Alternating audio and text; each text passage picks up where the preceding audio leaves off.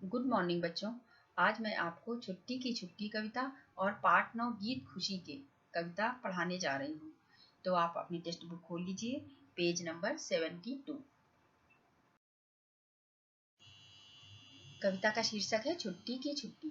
प्रायः लगती प्यारी छुट्टी, पर होती बीमारी छुट्टी। ज्यादा छुट्टी सुस्त बनाती, कम छुट्टी तंदुरुस्त बनाती। लो आई शनिवारी छुट्टी, फिर चहकी रविवारी छुट्टी।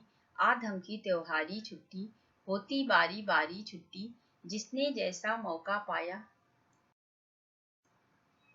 उसने वैसी मारी छुट्टी। सभी निठल्लों को भाती है, सचमुच सभी प्रकारी छुट्टी। छुट्टी ने बस हमें बनाया, प्रिय भाई आराम तलब।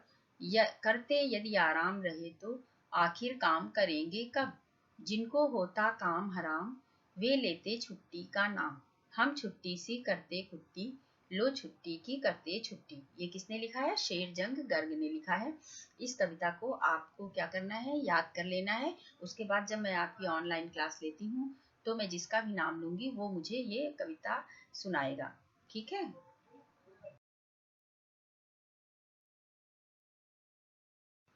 अब देखिए पाठ 9 गीत खुशी के। इसके कवि हैं चक्रधर नलिन। इस कविता का पहले मैं आपको मूल भाव बताती हूँ कि क्या है, फिर मैं आगे आपको इसको पढ़ाऊंगी। इस कविता में कवि ने एक बालक के माध्यम से मंगल ग्रह पर जाने की कल्पना साकार की है। बालक ने अपनी माँ से मंगल ग्रह पर जाने की इच्छा बताते हुए कहा है कि वो मंगल ग्रह पर जाएगा। वहाँ की भूमि वीरान है, वहाँ वर्षा नदियाँ झरने कुछ भी नहीं है। वहाँ वो सुंदर सा घर बनाना चाहता है। समय बीतने के साथ ही पृथ्वीवासी भी वहाँ जाएंगे और सौर मंडल के छिपे हुए नए रहस्यों की खोज करेंगे। हमारे पड़ोसी हमें मंगल रिटर्न कहेंगे। बालक कई ग्रहों पर भारत का झंडा फहराना चाहता है। इस कविता को लिखने का कवि का उद्देश्य है छात्रों के जिज्ञासु स्वभाव को बढ़ावा देना और उनमें नई नई चीजों के बारे में जानने की इच्छा को जगाना, नई नई खोज करने की इच्छा को जगाना। ये कवि का उद्देश्य है। अब इसमें देखिए, आप जानते ही हैं नित नई खोजें करना और नई जगहों तक पहुंचने की कोशिश करना मानव का स्वभाव है। मानव का नेचर कैसा है? नित्य नई खोज करना और नई नई जगहों पर जाने की कोशिश करता रहता है। कौन? मानव, मनुष्य का ये स्वभाव है। चंद्रमा तक जिन देशों ने पहुंच बनाई है उनमें भारत भी एक है। जिन देशों ने चंद्रमा तक पहुंच गए हैं उनमें से अपने भारत का भी नाम है, यानी अपना भारत भी एक है। अब मानव मंगल ग्रह तक पहुंचने का प्रयास कर रहा है और भारत पहले प्रयास में ही मंगल ग्रह पर पहुंचने वाला विश्व का पहला देश भी बन गया है। अभी तो आपको पता ही होगा। और वो अन्य ग्रहों के बारे में भी अधिक से अधिक जानना चाहता है। भारत के लोग भी जो भारत में भी रहते हैं, क्योंकि ये तो मानव का स्वभाव है कि वो ज़्यादा से ज़्यादा चीज़ों को जानना चाहता है। तो वो क्या करना चाहता है, अन्य ग्रहों के बारे में भी अधिक से अधिक जानने की का प्रयास कर रहा है और अधिक से अधिक जानना चाहता है। पाठ प्रवेश। चंद्रमा पर तो कई देशों के अंतरिक्ष यात्री पहुंच चुके हैं। इस कविता में कवि ने एक भारतीय बालक के मंगल ग्रह पर जाने की कल्पना की है। वह बालक मंगल ग्रह पर पहुंचकर भारत का झंडा फहराना चाहता है। वह और क्या क्या करना चाहता है, या उसे मंगल ग्रह पर और क्या क्या होता हुआ दिखाई देता है। आइए हम भी तो जाने। जब आप इस कविता को पढ़ेंगे तो आप जानेंगे कि उसे मंगल ग्रह पर झंडा फहराना है और ग्रहों पे भी झंडा फहराना है और उसे वहां मंगल ग्रह पर क्या क्या चीजें दिखाई देती हैं।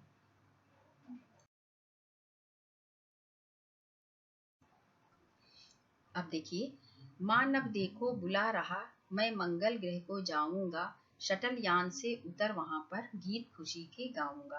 अब यहाँ पर एक बालक है जो अपनी माँ से क्या कह रहा है कि माँ, मुझे कौन बुला रहा है? नभ अर्थात आकाश। आकाश देखो मुझे बुला रहा है। किस लिए बुला रहा है?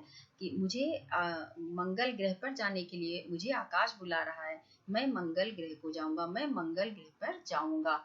शटल यान से उतर वहां पर गीत खुशी के गाऊंगा। शटल यान से उतर वहां पर और शटल यान में बैठूंगा और मंगल ग्रह पर चला जाऊंगा।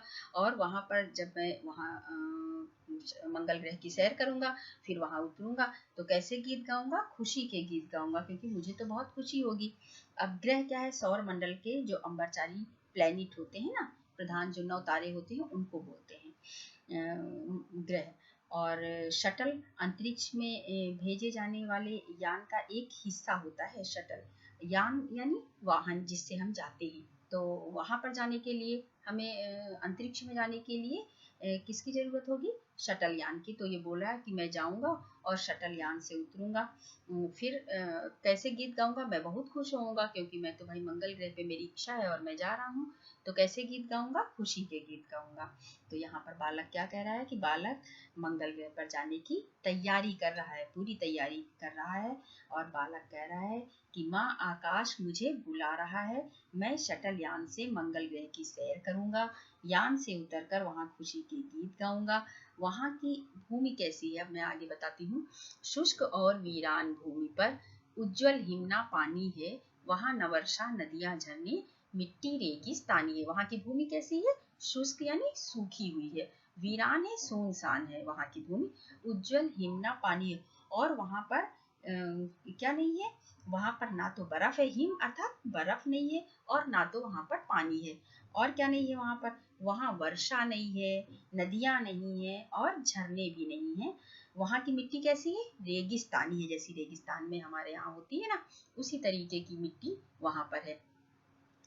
दिन के घंटे हैं 24, वहां न जल की धाराएं, है लुभावनी धरती उसकी नव जीवन की आशाएं। अब क्या कह रहे हैं यहाँ पर कि पृथ्वी की ही तरह मंगल ग्रह पर भी दिन में कितने घंटे होते हैं? 24 घंटे होते हैं। जैसे पृथ्वी पर 24 घंटे होते हैं दिन में, उसी तरीके से मंगल ग्रह पर होते हैं। वहां जल की धाराएं तो नहीं है, वहां न जल की धाराएं, वहां जल की धाराएं तो नहीं है, लेकिन वहां की धरती कैसी है लुभावनी धरती उसकी, उस वहां की धरती सुंदर है, मन को अच्छी लगने वाली है, लुभाने वाली है। नव जीवन की आशाएं, और वहां नए जीवन की आशाएं भी हैं। अब आगे देखिए, वहां पहुंचकर सुंदर सा घर अपना एक बनाऊंगा, धीरे धीरे पृथ्वीवासी उस ग्रह आए जाएंगे, छिपे रहस्य सौर मंडल के नई खोज कर पाएंगे। आगे यहाँ पर कवि जो बालक से कल्पना करवा रहा है वो क्या कह रहा है? यहाँ पर वहां पहुंचकर सुंदर सा घर अपना एक बनाऊंगा। मैं वहां बालक कह रहा है कि वो वहां पहुंचकर एक सुंदर सा घर बनाएगा, अपना एक घर बनाएगा। और धीरे धीरे पृथ्वीवासी, धीरे धीरे सभी मनुष्य जो पृथ्वी पे रहते हैं वहां आने जाने लगेंगे, और वहां के रहस्यों को खोजकर, छिपे रहस्य सौर मंडल के, जो सौर मंडल के छिपे हुए रहस्य हैं उनकी खोज कर पाएंगे। वो नई नई खोज करेंगे और नई नई जानकारियां इकट्ठी करेंगे। हरे भरे हंसते फूलों के पौधे वहां लगाएंगे, हम पड़ोसियों के मुख से मंगल रिटर्न कहलाएंगे। हरे भरे हंसते फूलों के पौधे वहां लगाएंगे, वहां हम रंग बिरंगे फूलों के हरे भरे पौधे लगाएंगे। जब हम मंगल ग्रह की सैर कर पृथ्वी पर वापस आएंगे तो लोग हमें मंगल रिटर्न कहकर बुलाएंगे। ठीक है। लोक लोक में जाकर मैं अपना ध्वज फहराऊंगा। और बालक क्या कह रहा है कि विभिन्न लोकों में जाकर, विभिन्न ग्रहों पर जाकर और सौर मंडल के प्रत्येक ग्रह पर जाकर मैं अपना ध्वज फहराऊंगा।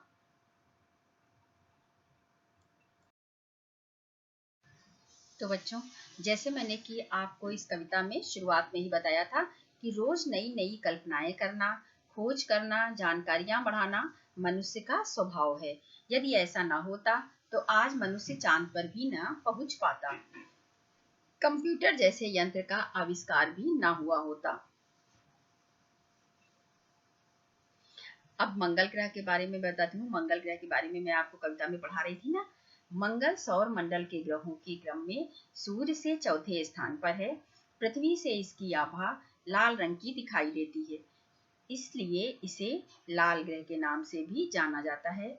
हमारे सौर मंडल का सबसे ऊंचा पर्वत ओलंपस मॉस मंगल ग्रह पर ही है। हमारी पृथ्वी के अलावा मंगल ग्रह पर ही जीवन और पानी की सबसे अधिक संभावना है। मंगल को पृथ्वी से नंगी आंखों से देखा जा सकता है। इसके बाद कविता में एक शब्द आया था शटल यान। शटल यान क्या है? जिसमें सवार होकर अंतरिक्ष यात्री अंतरिक्ष में पहुंचते हैं।